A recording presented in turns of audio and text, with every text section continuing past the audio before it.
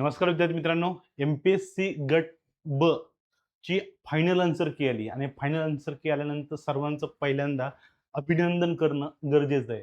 कारण का एमपीएससीने राज्यसेवेप्रमाणे ग्रुप बीचा जी आन्सर सेकंड आन्सर की त्यामध्ये कोणतेही खूप जास्त बदल झाला नाही. म्हणजे एमपीएससी मध्ये जसे 10 प्रश्न 6 प्रश्न रद्द झाले, 4 ची उत्तर बदलली आणि 10 प्रश्नात जो गोंधळ केला, त्या गोंधळामुळे बरेचसे विद्यार्थी या स्पर्धेच्या बाहेर पडलेत.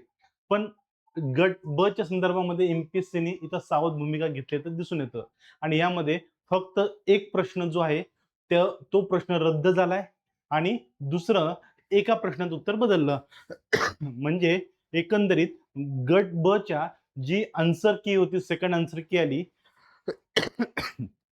या आन्सर की मध्ये खूप मोठा असा बदल झालेला नाही. त्यामुळे एक्सपेक्टेड कट ऑफ जो आहे तो सुद्धा खूप जास्त बदलेल अशी शक्यता वर्तवता येत नाही.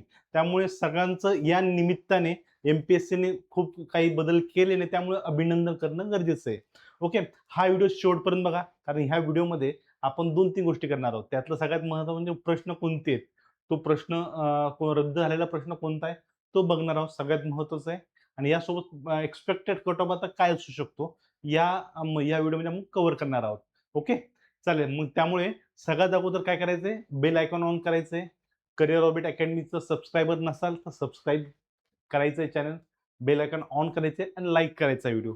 ओके, यामध्ये सगळ्यात महत्त्वाचं जी गोष्ट आहे ती म्हणजे एमपीएससीने 2026 ची आन्सर की ग्रुप बी ची ही जाहीर केली. यानुसार त्यांनी एक प्रश्न जो आहे तो रद्द केलाय.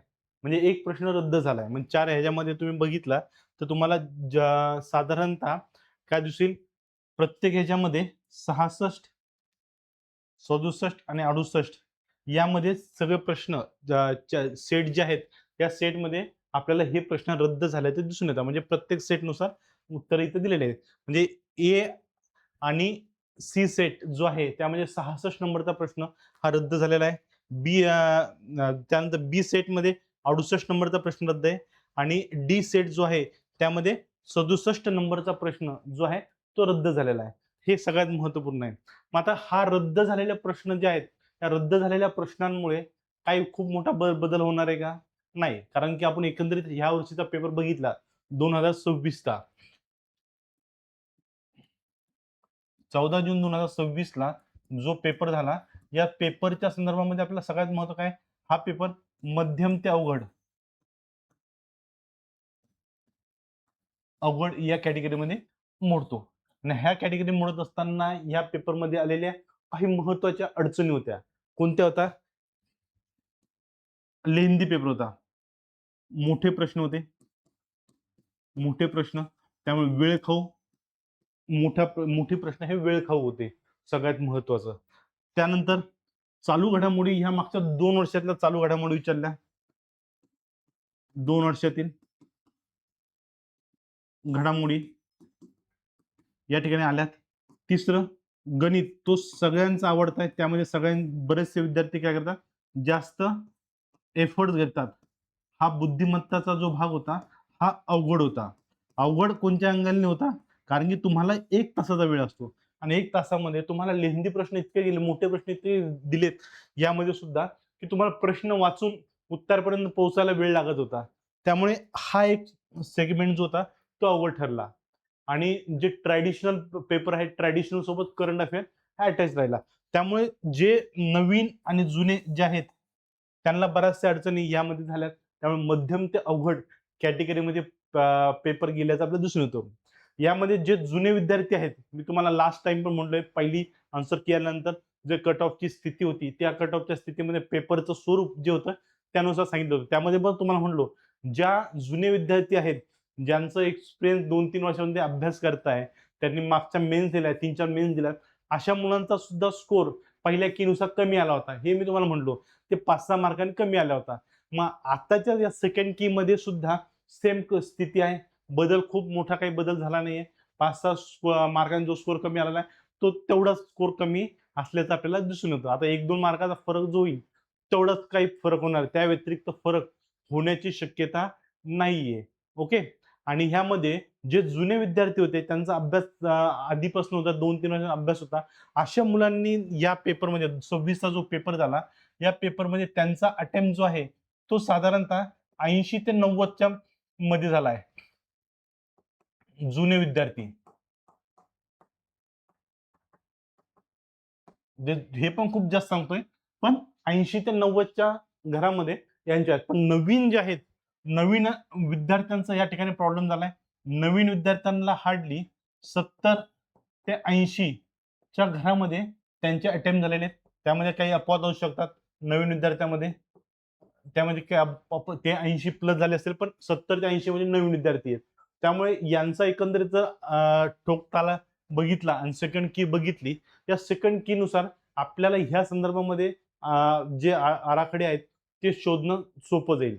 ओके, यामध्ये बघा सेकंड की नुसार जे आपण ह्या ज्या कन्सेप्ट बघितल्या, प्रश्नांचं स्वरूप मोठं होतं, चालू घडामोडी मागच्या 2 वर्षापासून आल्यात, जे स्टॅटिक सब्जेक्ट सुद्धा 2 वर्षापासूनचे विचारले गेलेत, त्यानंतर गणित बुद्धिमत्ता लेंदी पेपर आला आणि 100 प्रश्नाला 1 तासाचा वेळ होता. त्यामुळे जी काही गडबड होती ती गडबड ह्या लेंदी प्रश्नामुळे अधिक वाढवली. त्यामुळे मुलांचे प्रश्न हे चुकले.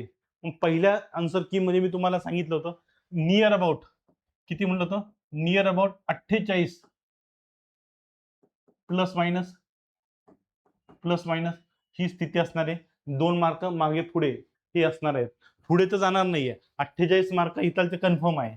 इथं हार्डली 46 पासून 48 पर्यंत कट ऑफ हा यावेळेस लागण्याची दाट शक्यता आहे, लागू शकतो. कारण मी काय म्हणतोय, कारण की राज्यसेवेच्या ज्यावेळेस कट ऑफ लागणार होता त्यावेळेस मी एक टेंटेटिव्ह जो गणित मांडलं होतं, त्या गणितामध्ये मला स्पष्ट होतं की मुलांना पेपर सोपा गेला असला तरी त्यामध्ये जो कट ऑफ लागेल तो 100च्या अराउंड. त्यानंतर मी सेकंड केल्यानंतर जे 10 प्रश्नचा गोंधळ झाला त्यानुसार सुद्धा मी सांगितलं 98च्या अराउंडली हा कट ऑफ लागणार आहे आणि तो तेवढाच लागला. आणि त्यावेळेस बऱ्याचशा महाराष्ट्रात जेवढे क्लास बरेचसे क्लासवाले हे सांगत होते 90 ते 95चा स्कोर सांगत होते, पण मी एकटा होतो त्यामध्ये मी तुम्हाला सांगितलं 98च्या अराउंड हा कट ऑफ लागेलच आणि तो तेवढाच कट ऑफ लागला.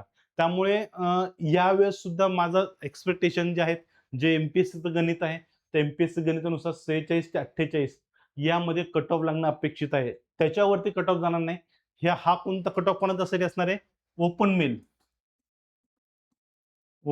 मेल जो असेल त्याचा हा कट ऑफ असणार आहे.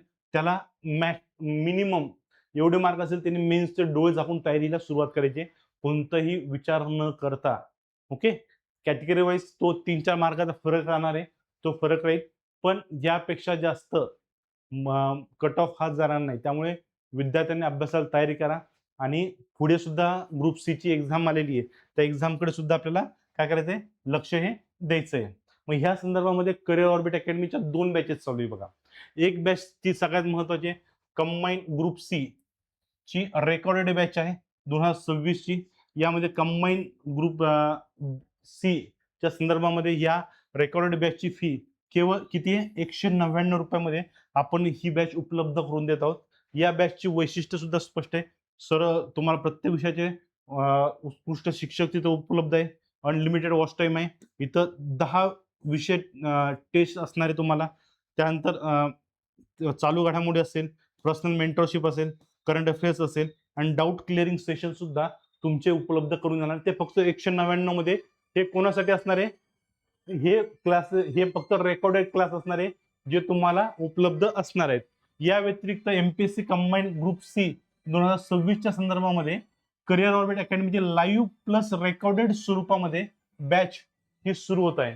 कोणती आहे, लाईव्ह प्लस रेकॉर्डेड स्वरूपामध्ये ही बॅच आहे. आता लाईव्ह प्लस रेकॉर्डेड मध्ये बॅच आहे, या बॅचचं सगळ्यात महत्त्वाचं वैशिष्ट्य काय असणार आहे, या बॅचची ही बॅच सर्वोत्तम शिक्षक तुम्हाला लाईव्ह स्वरूपामध्ये शिकवणार आहेत. म्हणजे जेवढी फॅकल्टी आहे तुम्हाला लाईव्ह स्वरूपामध्ये लेक्चर होणार आहे. हे लेक्चर तुम्हाला युट्यूबला पण दिसणार आहेत, ऍपमध्ये पण उपलब्ध असणार आहे. हे तुम्हाला सगळ्यात महत्त्वपूर्ण बाब असणार आहे. त्यानंतर अनलिमिटेड वॉच टाइम असणार आहे. तुम्हाला इथं 10 पेक्षा जास्त टेस्ट जे आहेत या इथं उपलब्ध असणार आहे. चालू घडामोडीच्या नोट्स तुम्हाला उपलब्ध करून दिल्या जाणार आहे.